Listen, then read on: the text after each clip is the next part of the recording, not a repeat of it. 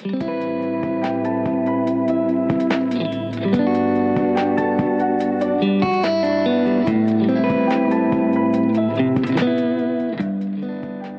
evening, everyone. Welcome to Tatami Room, episode 16, JLPT N3. This is your host, Martin. Got a cool episode this week.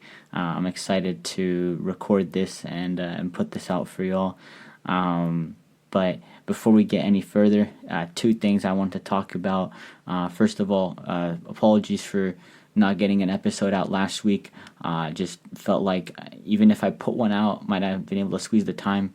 It wouldn't have been my best work, and I want to make sure that it's whatever I'm putting out there is worth a listen. So I apologize about that. I got this one coming out for y'all this week, and then I'll have an even better episode or an equally good episode next week. The second thing I wanted to talk about was that Spotify Wrapped came out last week. I almost forgot about this, but because I'm doing Tatami Room, I not only have my personal kind of Wrapped, but I also have a Wrapped for podcasters from Spotify for Tatami Room, and I was checking that out, and just made me realize there's a lot of y'all that listen to Tatami Room, and so I just want to take a quick second and say thank you to everyone who's tuned in so far.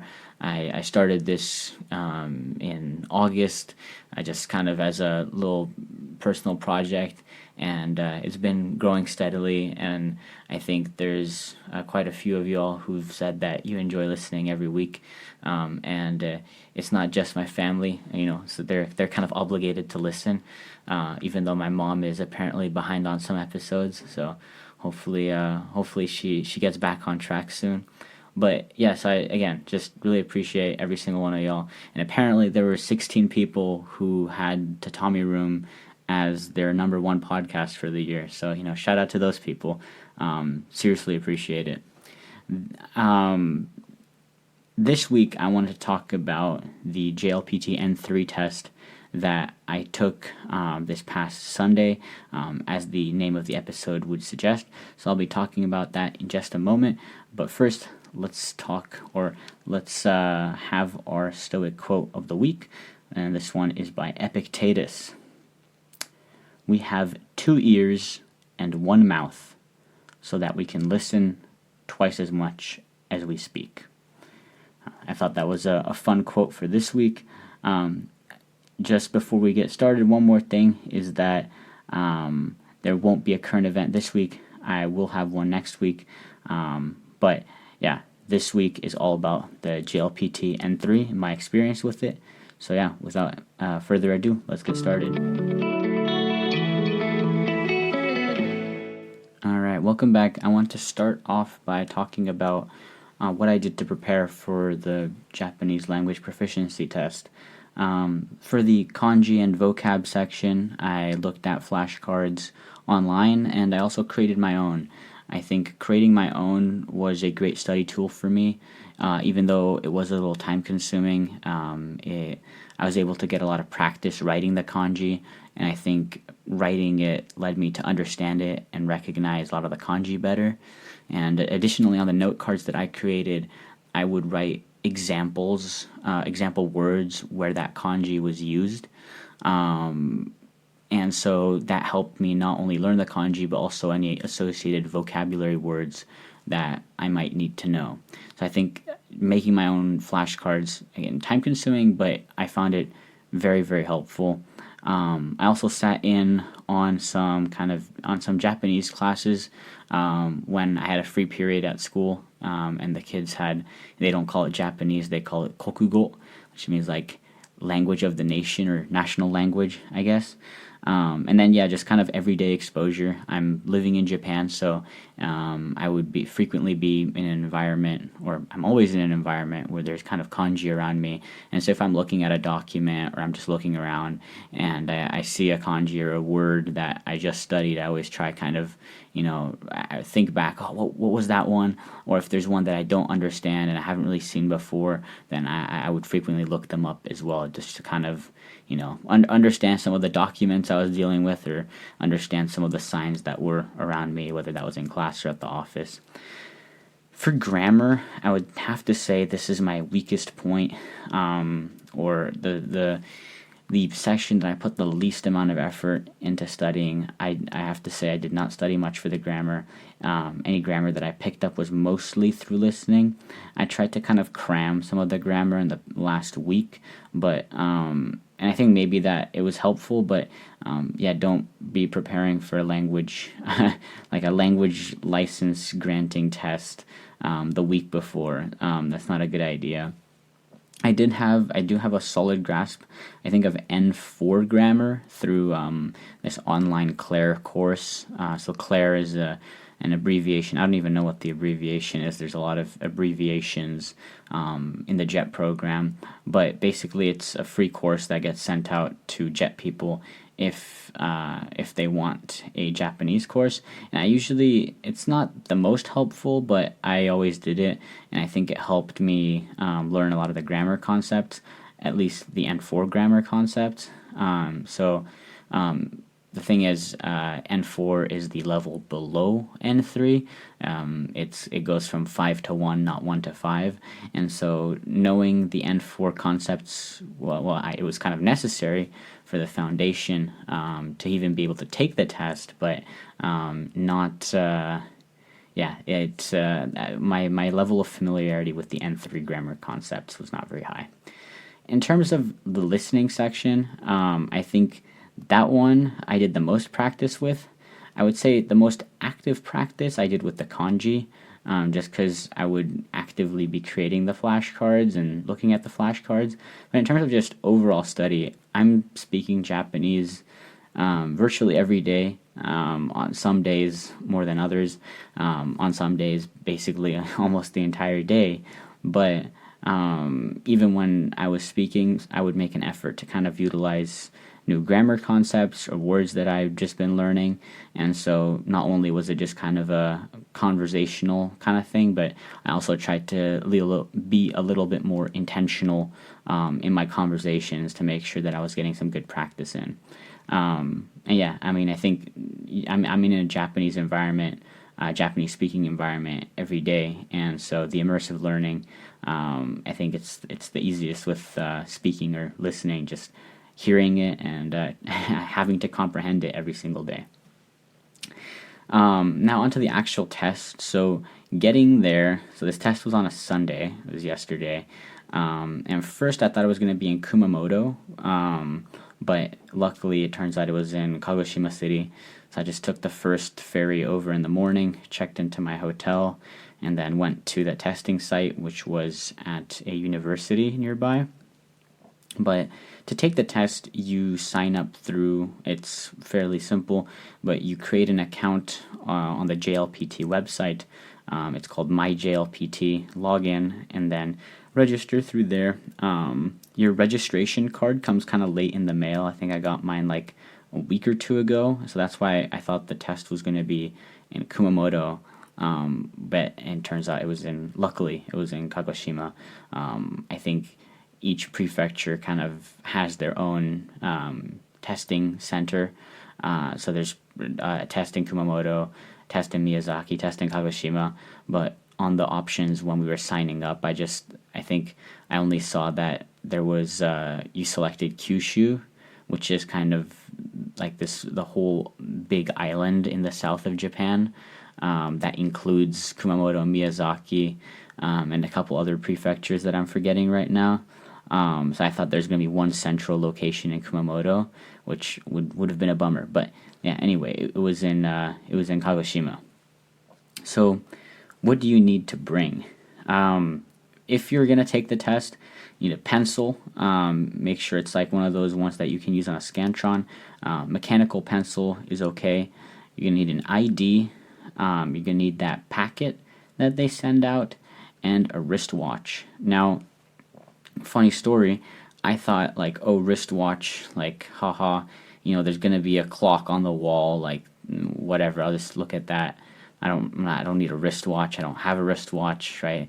Obviously, I can't use my Apple Watch or my smartwatch because it's worries of cheating and whatnot. But I just thought I'd be able to look on the wall. Now, to my surprise, when I walked into the testing facility, all the clocks in the room were covered with paper, and I don't know why this was. Like, I don't know what kind of secret advantage I would have had with being able to look at that clock, but I found myself in the uncomfortable situation where I'd be taking a test, and I wouldn't really be able to time myself. Luckily, I had two very friendly people sitting next to me, and so they kindly kind of oriented their wristwatches. They took them off, and they put them in a place where I could easily kind of glance over at it. I hope this isn't. I'm not incriminating myself, cheating on the test. I did no such thing, but it was. The wristwatches ended up being in a position where if I glanced up, they would be in my field of view, and incidentally, I would learn the time as well. So that kind of came in clutch. Now the test itself has three portions: vocabulary, grammar, and listening. There's kind of three sections that I mentioned I studied. And the first section is vocabulary tests. It's 30 minutes. It tests your kanji and vocab ability. Some questions are basically it lists, it has a sentence, underlines a word or a kanji, and then asks you for the kind of how do you say this? Like, what is this basically? What's the phonetic? What's the hiragana for this? And there's also reverse kanji questions where they give you the hiragana, which is the least complicated Japanese alphabet. It's just phonetic sounds essentially. And they say, okay, well, given this hiragana, what kanji does that translate into, or what kanji translates into that hiragana? Gives you 4 kanji options, multiple choice. The grammar is the longest section at 70 minutes, and they'll have like particle placement where you're looking at kind of like where are you putting your to's and kind of like thes, if I'm trying to think of an English equivalent. Like, is it a 2 that goes here? A 2, two, the 3 2's in English. Is it like a therefore, or is it like a not only that but kind of vibe? But obviously it's asking all these in Japanese. Again, multiple choice. And one thing that I think I was a little scared of this section at first, but I think it might have been a strength of mine, is the reading comprehension. So after the grammar, how do you use certain particles? There's a reading comprehension section. It gives you a couple passages. Sometimes it'll ask you, like, in this sentence, what word, fill in the blank, kind of, to make the passage in the sentence make sense. And then there's also like, okay, what is this guy talking about in the passage? I think one of the passages, there's something like the guy liked the fact that in Japan the filling up gas works differently than in his home country or something like that. But anyway, so there's a reading comprehension section as well. And finally there's listening. That's 40 minutes. It says a question once. You only get one listen, and then you choose between answers. Sometimes they'll have a diagram, and they'll describe the diagram, and then they'll say, okay, what's the most appropriate thing for this person in the diagram to say here? So that's just kind of the test parameters, my experience with it. And starting off with the vocab. The vocab, I think, went decent. There's a lot of kanji that I was like, oh, yes, I knew this one. I think the kanji for athlete, which is senshu, was present, and I was like, okay, yeah, no, this one, I know it, and there's a good feeling when you see a bunch of characters that you recognize. There's a couple others where I'm like, what is this? I had no idea.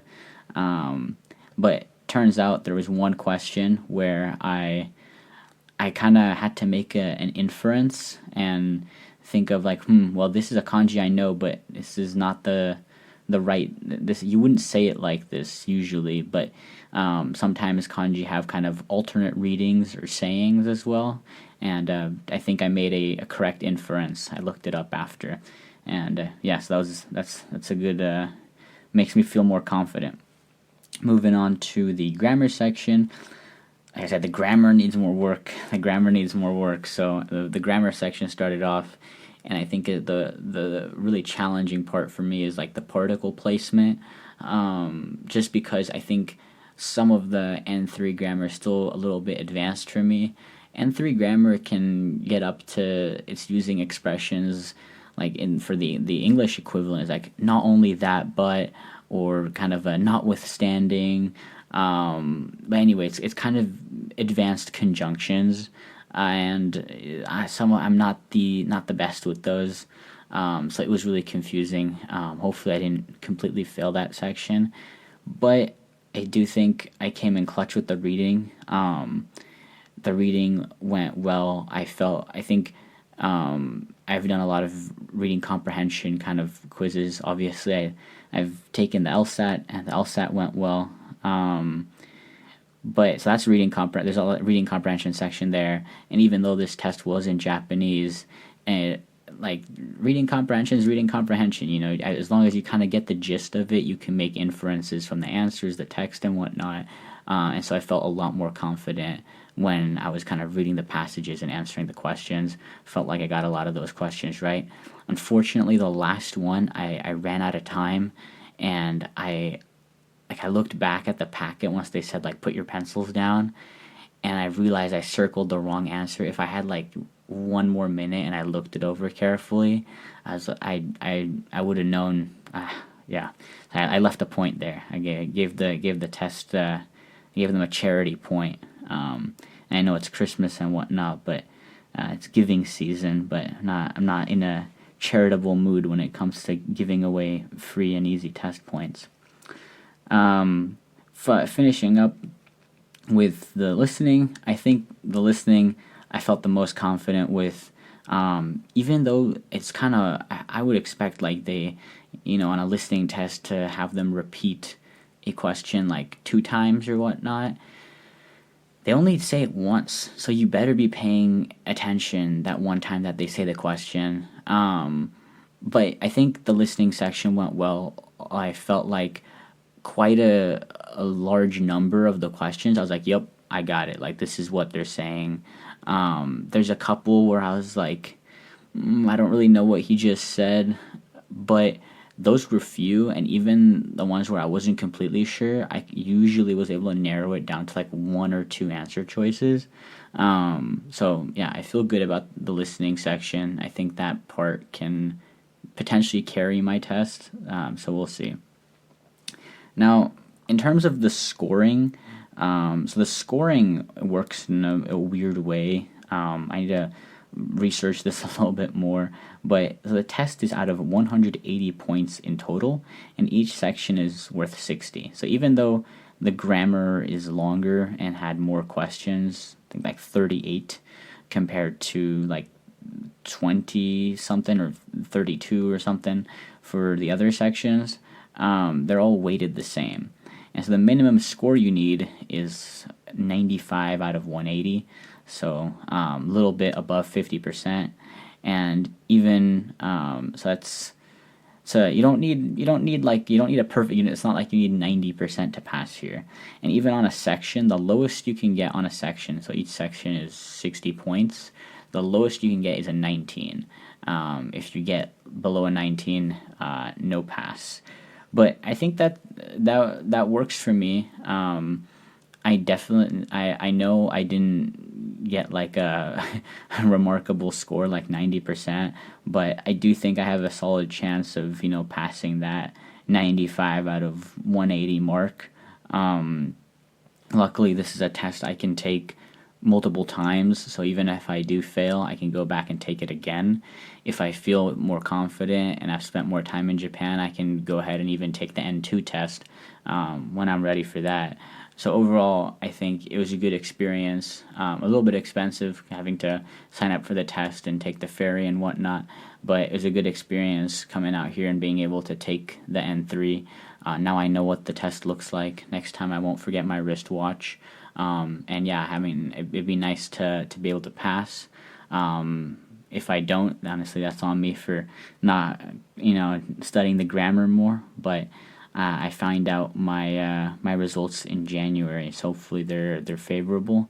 And yeah, I'll keep you all updated with what happens. But yeah, I think I like the fact that this isn't a test where you need a lot of points. I mean, points correct. It's not like you need a 90%. It's about 55. And I think I like that for language tests, right? Where being at a certain level in a language doesn't mean you like know every single one of these grammar concepts. It's like, you know about half of them. Like you're in that ballpark, right? Like you can keep up with that level, and then sometimes not. I don't know. I think I'm more in favor of, let's say, having a harder test, having a lower, like a 55% pass kind of, versus having like an easier test, but you need 90% to pass. I think it makes sense where, for language at least, that the test is harder, but it's okay to miss more, because I think when you're communicating, when you're testing language ability, it's like, as long as you're able to generally follow the guidelines that are set for that level, even if you don't know every single one of them, you're at that level. It doesn't mean being at a certain level in a language. It's not like, okay, every single grammar point. I don't know, that's just kind of my opinion. Obviously, I think you can frame guidelines in a way where having like a 90% pass margin also makes sense. But yeah, I'm at least if it was 90%, I needed 90% on this test to pass. I can tell you all right now that would not be happening. But I got a shot with this 95 out of 180, and yeah, so find out in January. But anyway, that was my experience with the JLPT N3. I would suggest getting started studying early, and really reviewing those grammar points, because I definitely kind of slacked on the grammar. But yeah, let's go ahead and cut to the closing section. Alright, welcome to the closing section, everyone. I do want to make one kind of general suggestion for anyone that plans to take JLPTs, any of them really. This might sound kind of basic, but bring food and water so you can, or any beverage so you can stay hydrated. And the reason I'm saying this is because on the test packet they say like, oh, no eating during the test, but there are breaks between sections and you are allowed to eat and drink during those times. And yeah, the test is long in and of itself, but also the explanations, as well as the breaks. Like the whole thing for me went from 12:30 p.m. to 4:35 p.m. I think so, about like 4 hours in total. And so you want to make sure you're staying hydrated and got enough food during that time. I brought a Red Bull, onigiri, and like a little energy gel thing that I picked up at like a local 7-Eleven. Yeah, hopefully the Red Bull gives me wings. It gave me wings on the LSAT. So, hopefully it does the same thing for the JLPT.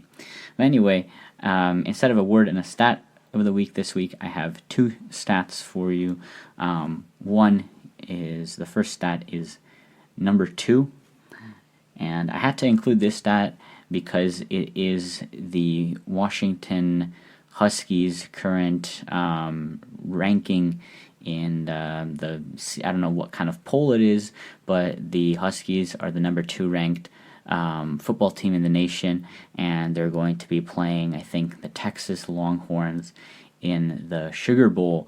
And so yeah, it's great. I mean, unfortunately, I just graduated, so didn't get to witness any of the spectacular games this season that UW had. But it's awesome that UW Washington Huskies are doing such a good job at football. So yeah, number 2 ranked team in the country, and we'll be in the college football playoffs. Win 2 games and maybe national champions. That would be awesome. So rooting for the team. The other stat I want to mention is 5.0 to be precise, and that is the overall rating that the Tommy Room had on Spotify this year. I dug this out from my Podcasters Wrapped, and this is not. I didn't want to put this to brag and say that I think the quality of my podcast is 5 stars. I feel like there's definitely better podcasts out there. I don't know about in the same genre, but definitely in other genres.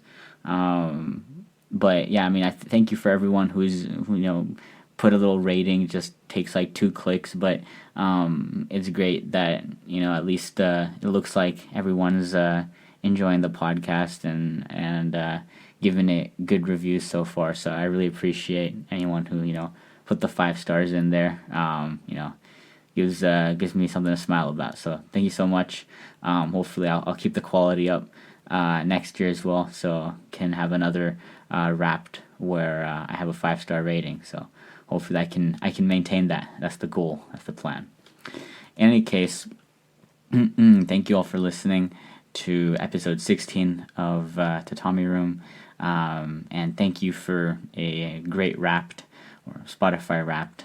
I will catch you all next week. Per aspera ad astra. Peace and love.